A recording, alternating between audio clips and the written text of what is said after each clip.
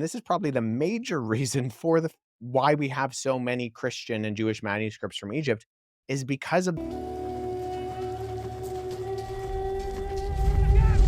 You said that you and a colleague went to Egypt. Now, the gut reaction here is, well, why Egypt? Like, why not, say, modern day Turkey? So like Asia Minor area. Why not Israel? This is yeah. typically the area in which these documents are being written in. I mean, why not Greece? For you know, like why not go to Athens and Corinth and stuff like that? And you're ending up in Egypt. So tell us why Egypt is very important. It might be just like your favorite place on the planet, but why in regards to documentation, are you going to Egypt? Yeah, I think that's a really good question. And that's a question we tackle right at the beginning of our video series, because I think people would automatically assume, well, why didn't you go to Israel? At that time, in the summer, we would have actually been able to go to Israel. But the reason we went to Egypt is because, and a lot of people might not know this, is the vast majority of our earliest Christian manuscripts come from Egypt. And there are some very specific reasons for that. One has to do with the fact that there was a large Christian population within Egypt.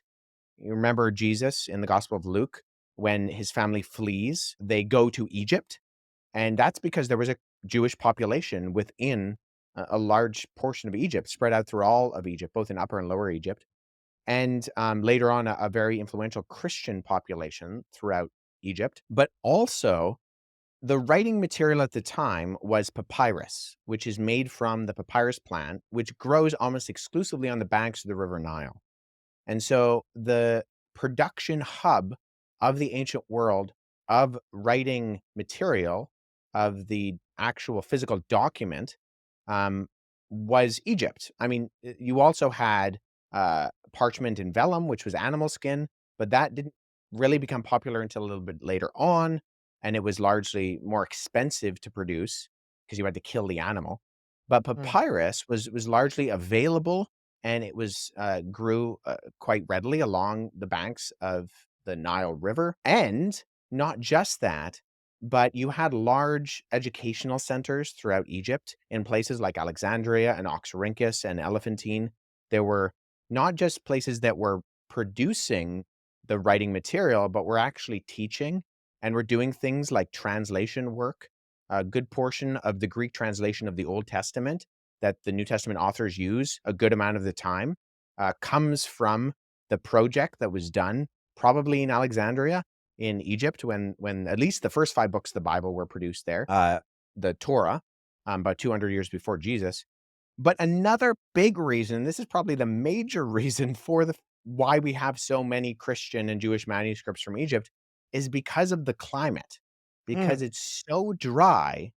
And the same reason you have just a constant flow of Egyptian antiquities and mummies being pulled from the desert is not because they were producing more dead people or producing more valuables that were being buried. It's because the climate is so dry that it just preserves everything. Hey, it's good to see you here on Apologia Center. This is a ministry that's there to provide you, the viewer, with content that's going to be informative for you, that you can learn from and apply into your life as you develop your worldview formation as a Christian. If you're not a Christian, you're more than welcome to be on this channel and maybe be challenged by some of the claims of Christianity and challenge us with your claims in a friendly, respectful way. I think this is a channel like no other on YouTube, frankly, because of the community we've developed. So if you want to be a part of this community, go ahead and hit the like button. Go ahead and subscribe to this channel. If you aren't subscribed, join us on Discord and jump onto our Patreon and just be a part of the community. And so the same reason why the pharaohs were so well preserved in the desert is the same reason why manuscripts are so well preserved in the desert. And it largely has to do with the arid climate. So it's not that there are more copies coming from Egypt, although I think that is the case. I think there were just copies that were preserved for a longer amount of time due to the weather than other places around the Mediterranean, due to the fact that, I mean, I live here in Canada. You wouldn't be able to preserve, you can't preserve books. If I bury a book, it's done within like 15 years. Like Mm. no one's digging it up 2,000 years later. But we can do that with a lot of documents in Egypt because You mentioned it's a so couple of arid. things in regards to Alexandria. I mean, for those who are familiar with history, you think about the library, the Great Library of Alexandria, and just the philosophical thoughts coming out of that part of the world. Would you also say it's because kind of they might have a culture of literature and they valued these things within just general Egyptian society? And then when people became Christians, and we have some awesome bishops that come out of that section of the world in regards to the early church, that kind of helped produce copies and writings. I mean, it's a theological hub, right? Like if you study early church history, you're looking at influences from Egypt or Antioch. I mean, you got the Alexandrian school, the Antiochian school. You have Right. um you have Philo of Alexandria. That lots of New Testament scholars will kind of reference and say, well, here's what he's doing. Is that what New Testament folks are doing? I mean, it seems to be a hub just generally speaking. I think there is an aspect of that. We do have to be careful in the sense of literacy in the ancient world was still very low. I mean, Jesus's day, it probably was across the Roman Empire, probably didn't reach more than 5%. And in Roman occupied Galilee and Judea, it Mhm. probably didn't go higher than 3%. Although that number is a little bit more tricky than just giving that flat uh, statistic. Although literacy was very low, I think what it maybe a bigger factor is the fact that Christians were unique in the sense that they were tied to written documents. Mm, And this is by nature of their Jewish heritage, right? The Jews had this very central idea that God made covenants with humanity, and those covenants were followed up by written documentation. And when Jesus comes and establishes the new covenant, I think it would have been very organic for the earliest Christians who were Jewish believers in Jesus as the Messiah to say, okay, we had the Torah because God made a covenant with Moses.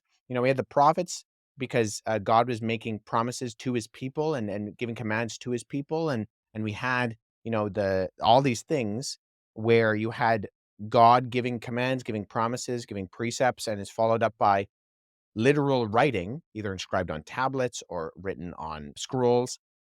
Well, then Jesus comes and he establishes the new covenant. I think they would have naturally said, okay, well, where are the books? Where's the written documentation that go along with the covenants? And so because Christians and Jews were so tied to literature, they are unique in the ancient world religious systems, which had religious texts, but were not nearly as central to the belief system and faith as you see Jews and Christians with the Jews with the Tanakh, what we call the Old Testament, and Christians with the New Testament and the Old Testament. And so I think that plays a big part in it, is that Christians could have very well have been seen as a literary community as they could have been seen as a religious community.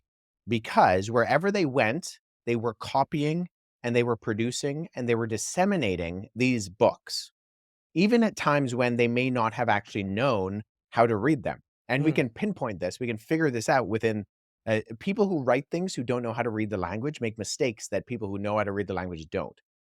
And so, but they were so eager to get the gospel message out that they didn't ask for your scribal qualifications. If you wanted a copy and you didn't have a copy within your church community of, say, one of the letters of Paul, they were going to do everything they possibly could to pay someone who's like a professional scribe to write it or try to attempt it themselves. And this was a big factor in the gospel spreading throughout the ancient world. I mean, it also came with the textual mistakes because yeah. when you have a lot of people who are copying a lot of handwritten things and sometimes they don't even know what they're writing. Well, they know what they're writing, but they don't know what they can't read it necessarily. Then they make mistakes. And so one of the downsides is that you have these textual differences within the manuscript tradition. But the upside is that the gospel gets spread really far, really quickly.